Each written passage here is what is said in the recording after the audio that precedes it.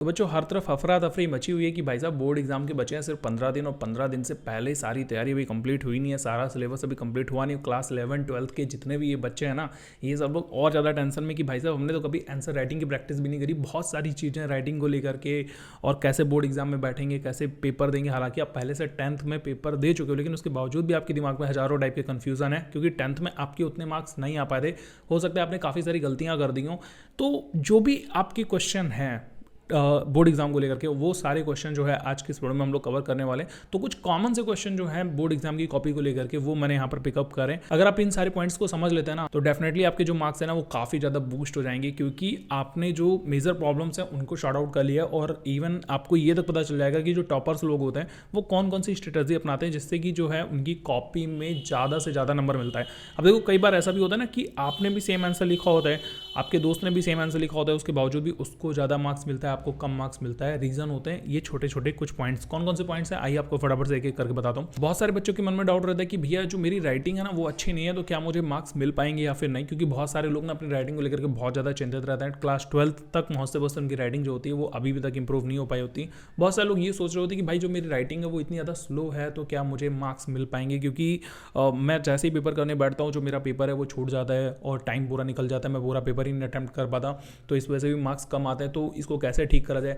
कुछ लोग ये बोलते हैं कि हमारी जो आंसर राइटिंग है उसमें हम लोग सीक्वेंस में आंसर नहीं लिखते, जैसे कि पहले मैंने चौथा कर लिया, फिर पांचवा कर लिया, फिर आठवां कर लिया, फिर पहला दूसरा तीसरा, इस तरीके से आगे पीछे मतलब ऑर्डर में क्वेश्चन नहीं करते हैं। तो क्या इसके भी मार्क्स कटते हैं? अब आप बताओ 10th क्लास में आपने क्या करा था। वैसे तो मैं इसका आंसर दूंगा आपको। और कुछ लोग देखो दोस्तों यहाँ पे कटिंग से, ओवर राइटिंग से भी बहुत ज़्यादा परेशान रहते हैं। वो लोग सोचते हैं कि बार बार मेरे क्वेश्चन में कटिंग हो रही है, बार बार ओवर राइटिंग में कर देता हूँ, तो क्या इसके भी मार्क्स कटते हैं? और टॉपर्स लोग किस तरीके से कटिंग ओवर राइटिंग को हैंडल करते हैं, और आप जो है कौन कौन सी गलतियां करते हो, तो उस पर भी आज हम लोग अच्छे से बात करेंगे। कुछ लोग दोस्तों यहाँ पर स्टार्ट वर्सेस एंड में ना काफ़ी ज़्यादा अपनी राइटिंग को लेकर के परेशान होते हैं, क्योंकि स्टार्ट में बिल्कुल एकदम मक्खन जैसा लिखते हैं, लेकिन आगे बढ़ते बढ़ते उनकी जो राइटिंग होती है वो एकदम चाइनीज़ में कन्वर्ट हो जाती है। ऐसा लगता है कि भाई साहब इससे बढ़िया तो चाइनीज़ लैंग्वेज है। तो ये दोस्तों कुछ ऐसे चैलेंजेस हैं जो बच्चों के सामने होते ही होते हैं, जाहिर सी बात है आपके सामने भी होंगे। इनमें से ऐसे कौन से क्वेश्चन जो आपके मन में भी थे मुझे कमेंट करके जरूर बता देना भाई, क्योंकि भाई थोड़ा सा आपकी तरफ से भी सहयोग मिलता रहता है ना, तो मुझे पता चलता रहता है कि हाँ भाई जो ऑडियंस है वो थोड़ा ध्यान दे रही है। तो इन क्वेश्चनों को बताने से पहले मैं आपको एक चीज़ और बता देता हूँ जो काफ़ी इंपॉर्टेंट है। देखो सबसे पहला ये समझो कि मार्क्स हमको मिलते कैसे हैं। मार्क्स मिलने के हमको 3 कैटेगरीज या 3 चांसेस होते हैं जो कि एग्जामिनर हमारे लिए डिसाइड करता है।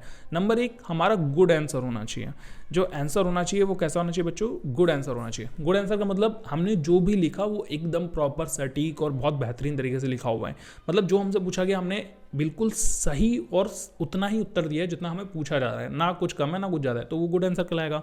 गुड आंसर के पीरियड में क्या होता है, जब टीचर के सामने, सॉरी एग्जामिनर की आंखों के सामने आपका गुड आंसर जाता है ना, तो वो जब गुड आंसर को देखता है तो वो उसको पढ़ने की कोशिश करता है, और वो पूरा पढ़ भी नहीं पाता ढंग से। वो आपको मार्क्स जो है बिना पढ़े हुए ही, या कई बार 70-80% पढ़े हुए, रफली पढ़े हुए, स्कीमिंग करे हुए। स्कीमिंग का मतलब होता है बस ऐसे आंखों से देख करके समझ जाना कि क्या लिखा हुआ है। 5 मार्क्स के क्वेश्चन में आपको 5 में से जो है 4, कई बार 3, कई बार 2 नंबर भी दे देता है। ठीक है, तो मैं मान के चलता हूँ 5 में से आपको 4 नंबर मिल गए, आपने अच्छा आंसर लिखा। दूसरा दोस्तों होता है आंसर प्रेजेंटेशन का। ये दोस्तों वो आंसर होते हैं जो गुड जैसे दिखते तो हैं बट होते नहीं हैं। कहने का मतलब कुछ भी लिखा हो सकता है वहाँ पर, कुछ भी एकदम उल्टी सीधी चीज़ें लिख दी हो सकता है कुछ ऐसा आंसर कर दिया हो जिसका सच में दूर दूर तक आंसर से कोई वास्ता ही नहीं है, लेकिन वो कैसे दिख रहे हैं? वो गुड आंसर की तरह दिख रहे हैं। ठीक है, तो टीचर कई बार उसमें भी स्किमिंग करके ही आपको मार्क्स दे देता है। तो भाई देखेगा कि हाँ भाई सब कुछ लिखा है, पूरा पैराग्राफ है, बॉडी है, स्ट्रक्चर है, आंसर भी डाला हुआ है, अंडरलाइनिंग भी है, फॉर्मूले भी यूज करे हुए हैं, या फिर जहाँ पर जो तथ्य देने चाहिए वो सब कुछ, वैलिडेशन जो है वो सब लिखी हुई है, तो वो आपको 5 में से 3, 2, कई बार 1 या फिर 3 मार्क्स एवरेज मिल ही जाते हैं। 5 में से 3 तो दे ही देते हैं कि हाँ भाई प्रॉपर आंसर लिखा है, क्योंकि टीचर ने उसको ढंग से पढ़ा नहीं, उसके अंदर क्या लिखा हुआ है वो भी नहीं पढ़ा, बस केवल देख करके उसको फील आ रहा है कि हाँ भाई आंसर अच्छा है। समझ लो, तो दोनों ही सिनारियोज में अगर आपने एकदम सही लिखा तो भी आपको पूरा नंबर मिलेगा, मतलब मिल सकता है नंबर, पूरा नहीं थोड़ा सा मिल जाएगा, और अगर आपने अच्छा जैसा दिखा दिया तो भी आपको मार्क्स मिलने के चांसेस हैं। लेकिन टॉपर लोग कैसे मार्क्स पाते हैं? दोस्तों टॉपर्स क्या करते हैं, उनका आंसर एक तो गुड आंसर होते हैं, मतलब जो लिखेंगे एकदम अच्छा लिखेंगे, प्लस प्रेजेंटेशन भी उनकी एकदम लाजवाब होती है। मतलब वो जो आंसर लिख रहे हैं वो अच्छा लिख रहे हैं, साथ में उसको अच्छे तरीके से भी लिख रहे हैं। समझ पा रहे हो? तो पहला और दूसरा पॉइंट मिला के, यानी कि गुड आंसर प्लस प्रेजेंटेशन, दोनों को जब मिला देते हैं तब मिलता है भाई साहब पूरा का पूरा मार्क्स। तब टीचर बोलता है वाह, ये है उस टॉपर की कॉपी जिसने मेरा दिल खुश कर दिया, इसकी कॉपी को देखते ही दिल खुश हो गया मेरा भाई साहब। फिर वो आगे जो चेक करना शुरू करते हैं अंधाधुंध, क्योंकि उसको पहले 2-3-4 क्वेश्चनों में ही पता चल गया कि भाई ये जो बंदा है ना जीनियस बंदा है।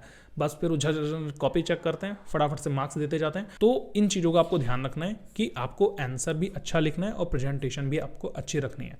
कैसे प्रेजेंटेशन देते हैं वो दोस्तों हम लोग बात करेंगे अगली वीडियो में, लेकिन गुड आंसर कैसे लिखा जा सकता है उसके बारे में हम लोग इस वीडियो में बात कर लेते हैं।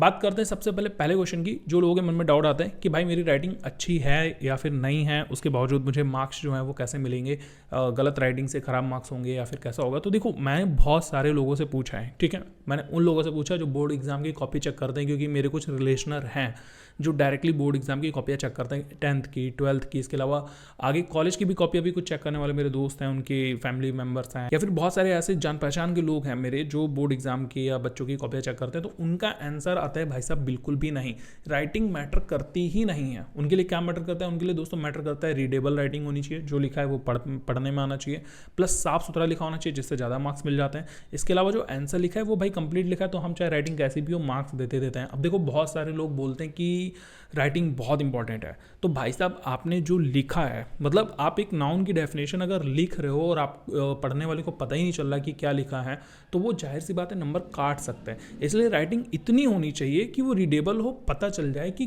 क्या कहने की कोशिश करी जा रही है। रीडेबल है, क्लीन है और आंसर पूरा लिखा हुआ है, तो मार्क्स कहाँ ही जाएगा। तो डायरेक्टली इसका आंसर है नो। राइटिंग जो है आपकी चाहे ख़राब हो चाहे अच्छी हो, उससे कोई इम्पैक्ट नहीं पड़ता है आपके मार्क्स पे। आपका जो मार्क्स है वो इस चीज़ पर काम करेगा कि आपने लिखा क्या है और किस तरीके से लिखा हुआ है। कुछ लोग होते हैं दोस्तों, वो लोग बड़ा टेंशन लेते हैं कि भाई मेरी राइटिंग तो बहुत ज़्यादा स्लो है, मैं तेज़ी से नहीं लिख पाता हूँ, जैसे मैं एग्जाम देने बैठता हूँ टाइम पूरा बहुत जल्दी खत्म हो जाता है और मेरा पेपर तो आधा ही अटैम्प्ट हो पाता है। तो इसके लिए भाई साहब बहुत ही सिंपल सी चीज़ है कि आपको प्रैक्टिस करनी है। किस चीज़ की? आपको आंसर राइटिंग की प्रैक्टिस करनी होती है, सैम्पल पेपर आपको यूज करना होता है। आप पेपर से पहले अगर सैम्पल पेपर जो है काफ़ी सारे सॉल्व करके जाओगे तो आपको काफ़ी ज़्यादा फायदा होगा। अब देखो, होता क्या है कि इस समय के टाइम पर मोस्टली आप भी इस बात से बिल्कुल एग्री करोगे कि ज़्यादातर पढ़ाई आप यूट्यूब से कर रहे हो। अगर ये वीडियो यूट्यूब पर देख रहे हो तो इसका मतलब आपने बहुत सारे चैप्टर्स यूट्यूब पे ही देखे होंगे। इसका मतलब हमें ज्ञान लेने के लिए जो है केवल कानों की जरूरत पड़ रही है। बहुत सारे लोग आंख बंद करके वीडियो सुन रहे होते हैं, उससे भी वो सीख रहे हैं। बहुत सारे लोग वीडियो देख रहे हैं तो उससे भी वो सीख रहे हैं। लेकिन पहले क्या होता था, हम सुनते थे, लिखते थे, सुनते थे, लिखते थे, बट अब लिखने का जो काम है वो सब खत्म हो गया। तो हमारी आंसर राइटिंग की जो प्रैक्टिस है वो पूरी की पूरी लुल है, ठीक है लुल है कह सकते हो। तो अब भाई जब आप एग्ज़ाम में बैठोगे तो आपका आंसर कैसे लिख पाओगे, क्योंकि आपने इतनी प्रैक्टिस कर ही नहीं रखी, ठीक है।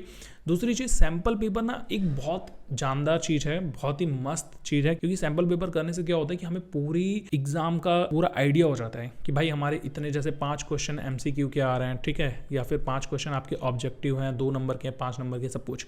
फिर हम उसको सैम्पल पेपर को घर पे बैठ करके टाइम के अकॉर्डिंग करने की कोशिश करते हैं। एक टाइम को पर्टिकुलर टाइम के अंदर, जैसे 3 घंटे का पेपर है तो सैम्पल पेपर भी हम 3 घंटे में करने की कोशिश कर रहे होते हैं। तो इस तरीके से हमारे ऊपर एक प्रेशर क्रिएट हो रखा होता है हर एक पेपर का। जैसे मान लो हम क्लास 12th के हिस्ट्री की बात कर रहे हैं, ठीक है, तो अगर आपने हिस्ट्री के पेपर घर पे सॉल्व कर रखे हैं तो आपको पता होगा कि 3 घंटे में आप जो है 70% पेपर सॉल्व कर रहे हो या 60% पेपर सॉल्व कर पा रहे हो, या आपको कौन कौन से क्वेश्चन जो हैं आते तो हैं बट आप वो एग्जाम टाइम के अंदर में नहीं कर पाए, तो आप उसके अकॉर्डिंग अपनी जो स्पीड है ना, जो आपकी राइटिंग स्पीड है उसको बढ़ा लेते हो, क्योंकि आपने पहले ही करके देख रखा है। अब सोचो पहली बार ही डायरेक्टली आप जो है सीधा एग्जाम में उतर गए लिखने के लिए और अब पता चल रहा है आपका तो हाथ बैठा ही हुआ नहीं है, आपके हाथ में इतनी प्रैक्टिस ही नहीं हो पा रही कि वो फटाफट से 3 घंटे कंटिन्यू लिख पाए। So that sample paper solve करना यहाँ पे बहुत ज़्यादा इंपॉर्टेंट हो जाता है। अगर आप सैम्पल पेपर नहीं सॉल्व कर पा रहे हैं तो आप प्रीवियस ईयर के क्वेश्चन पेपर सॉल्व करें। मैं तो कहूँगा आप इसी साल के सैम्पल पेपर डाउनलोड करो। तो इंटरनेट इतनी बड़ी चीज़ हो चुकी है कि भाई मतलब हर चीज़ आपको मिल सकती है, आप इसका भरपूर फायदा उठाएं। खूब सारे सैम्पल पेपर डाउनलोड करें, नहीं अगर मिल रहा तो मार्केट से खरीद लें अलग अलग टाइप के सैम्पल पेपर। तीसरी जो दोस्तों जो पॉइंट है यहाँ पे वो है यूज डिवाइडिंग रूल। ये मेरा पर्सनल अपना डिवाइडिंग रूल है। क्या रूल है आइए आपको बताता हूँ। देखो, डिवाइडिंग रूल मेरा ये कहते हैं कि आपको जो टाइम मिला हुआ है, ठीक है, और आपका जितने मार्क्स का क्वेश्चन है, मतलब पूरा पेपर है, आप उस टाइम को उस मार्क्स से डिवाइड कर दो। उदाहरण के लिए मैं मान के चलता हूँ, जैसे मेरा जो पेपर है वो है 80 मार्क्स का, या 80 नहीं, इसको मान के चलते हैं 90 मार्क्स का, ठीक है। एक बार मैं क्लीन कर देता हूँ सब कुछ। हाँ, मान के चलते हैं मेरा पेपर 90 मार्क्स का है और जो मुझे टाइम मिला है इसको लिखने के लिए वो मिला है 180 मिनट, ठीक है। तो अब क्या होगा, वैसे 90 मार्क्स का होता नहीं यार, 80 मार्क्स का रहता है, आप उस अपने हिसाब से देख लेना, मैं राउंड फिगर में जल्दी समझाने के लिए बता रहा हूँ। तो अब ये जो 90 मार्क्स का मेरा पेपर है और मुझे इसको लिखने के लिए मिला है 180 मिनट, इसका मतलब मुझे 1 मार्क्स के लिए कितना मिनट मिला हुआ है, 2 मिनट मिला हुआ है। तो मैं जो भी क्वेश्चन करूँगा, ठीक है, अगर वो 1 मार्क का क्वेश्चन है तो मुझे उसमें घड़ी के देखे 2 मिनट से ज़्यादा नहीं लगाने हैं, क्योंकि यहाँ पर मेरा जो टाइम है वो बाकी क्वेश्चनों के लिए सेपरेट है, बटा हुआ है।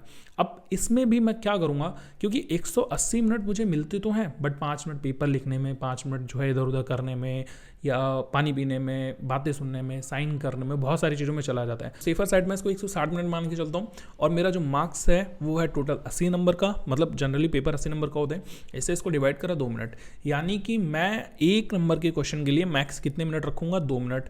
अगर 5 नंबर का क्वेश्चन तो अटेम्प्ट करने के लिए 10 मिनट, अगर 8 नंबर का, 8 नंबर का तो क्वेश्चन होता नहीं, बस अगर है तो 16 मिनट, ठीक है।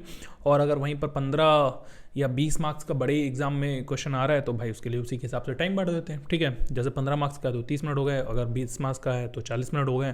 तो ये कुछ तरीके हैं जिससे आप अपने टाइम को कवर कर पाओगे। तो भाई साहब ये प्रॉब्लम सॉल्व हो गई। इसके अलावा भी देखो बहुत सारे टेक्निक हो सकते हैं, स्लो स्पीड अगर आपकी है तो उसको कैसे कवर करेंगे वो भी मैं आपको आगे बताऊंगा, जैसे कि आंसर फ्रेमिंग करके भी आप जो है स्लो स्पीड को मेंटेन कर सकते हो, तो उसके बारे में हम लोग आगे वाले पॉइंट में बात करेंगे। नेक्स्ट है दोस्तों सीक्वेंस आंसरिंग। मैंने जिन टीचरों से, सॉरी टीचर नहीं बोलेंगे, एग्जामिनर बोलेंगे, जिन एग्जामिनरों से मैंने पूछा कि सीक्वेंस आंसरिंग करना जरूरी है क्या, मतलब बच्चे को पहला क्वेश्चन आता है कर लेगा, दूसरा आता है कर लेगा, तीसरा आता है कर लेगा, चौथा आता है कर लेगा, अब 5वां नहीं आता, 6वां नहीं आता, 7वां नहीं आता, 8वां आता है तो डायरेक्टली 8वां करेगा।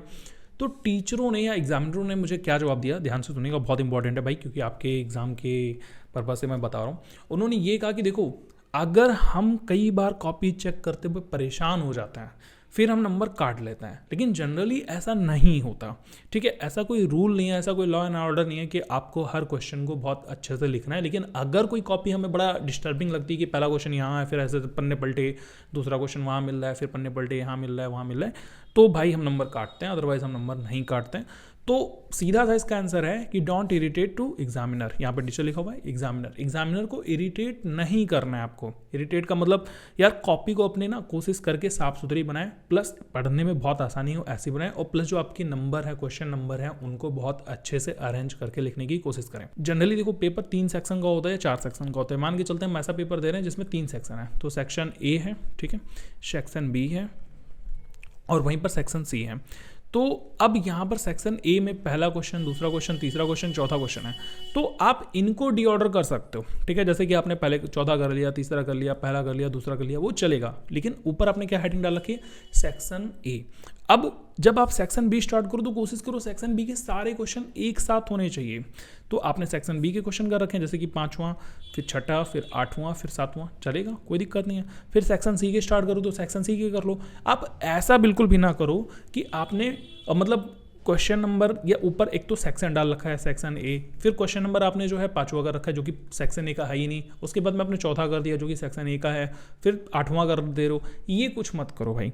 आपको पेपर लिखना है या तो आप सेक्शन वगैरह ही मत डालो, या तो फिर अगर आप सेक्शन वगैरह डाल लो तो उनको भी ध्यान रखो। इसके अलावा जैसे कुछ क्वेश्चन होते हैं उसके अंदर भी सब क्वेश्चन होते हैं, तो जैसे मान के चलते पहला एक क्वेश्चन है, इसके 3 पार्ट हैं, ए बी सी, तो आप इनको मत अलग करो, इनको तो कभी भी अलग नहीं करना है। जब भी आप पहला क्वेश्चन अटेम्प्ट करोगे तो तीनों को ही साथ में करो, अगर कंपलसरी है तो, नहीं कंपलसरी है तो भी करो, ठीक है, लेकिन साथ में ही करो। मतलब आपने आंसर नंबर 1 डाला तो आंसर नंबर 1 के अंतर्गत में आंसर ए भी होना चाहिए, बी भी होना चाहिए, सी भी होना चाहिए।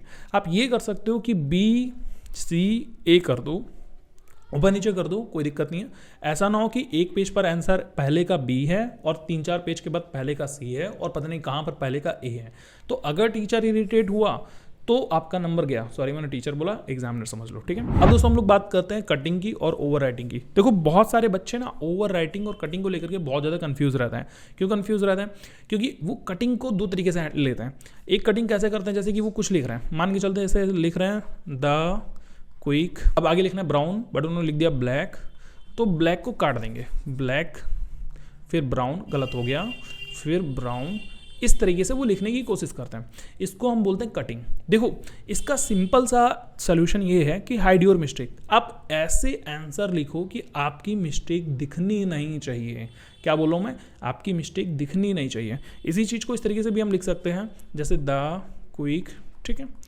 इसके बाद में अभी मेरे को जैसे गलती करनी है, ठीक है, तो मैंने जानबूझ के भी गलती कर रहा हूँ, ब्लैक लिख दिया बट काटना है, मैंने यहाँ पे ऐसे काट दिया ब्राउन, ठीक है।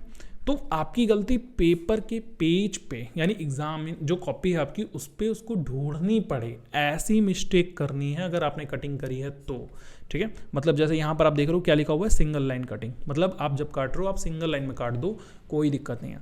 आप ओवर राइट मत करो, कटिंग अलाउड है, ओवर राइटिंग नॉट अलाउड है। ओवर राइटिंग क्या होता है, देखो जैसे कि कुछ लोग लिख रहे होते हैं नंबर्स, न्यूमेरिकल की बात करते हैं, तो जैसे मुझे लिखना है 435, तो मैंने लिख दिया 435, सॉरी अब देखो यहाँ पर बन गया 44 और मुझे कितना बनाना था 3, तो लोग इसी को ओवर राइट कर देंगे, ठीक है, 435, ये गलत है। आपको अगर इसी चीज़ को लिखना था तो आप अगर ऐसे लिख दे रहे थे, आप इसको काटते दोबारा से लिखते 435, ठीक है, 435, ये देखने में अच्छा लगेगा बट ये चीज़ देखने में अच्छा नहीं लगेगा। तो over writing not allowed, cutting allowed. ये टीचर नहीं बोल रहे हैं, ये मैं बोल रहा हूँ। अगर मुझे कोई ओवर राइटिंग वाली कॉपी या पेज देखने को मिलता है, मैं उसको बड़े मतलब गंदे तरीके से इग्नोर करने की कोशिश करता हूँ। मैं चाहता हूँ मेरे सामने आए ही ना।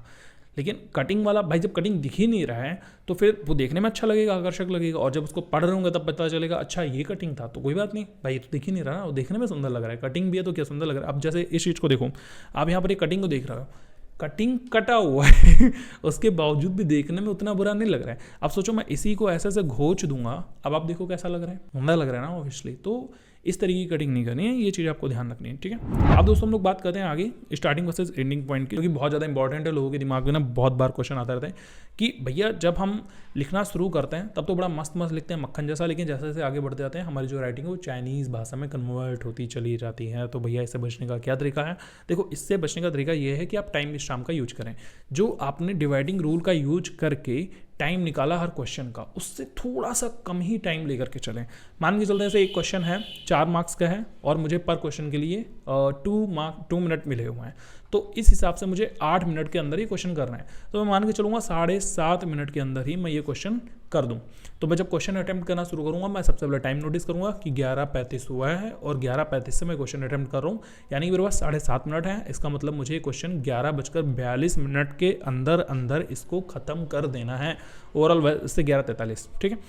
तो 11:43 के अंदर मुझे क्वेश्चन खत्म करना है। अब ये तभी पॉसिबल है जब मैंने खूब बार प्रैक्टिस कर रखा होगा, मुझे आंसर अच्छे से पता भी होगा। लेकिन अगर आपको आंसर अच्छे से नहीं पता है, आप उस पर कमांडिंग नहीं गए हैं, ठीक है, तो आपको एक चीज़ का यूज करना चाहिए, वो है आपका आंसर फ्रेमिंग। क्या होता है आंसर फ्रेमिंग, उसके बारे में बात करते हैं। देखो सेफर साइड हमने ऑलरेडी 20 मिनट एक्स्ट्रा ले रखे थे, है ना, याद करो 180 मिनट का पेपर है, 160 मिनट हमने ले रखे हैं।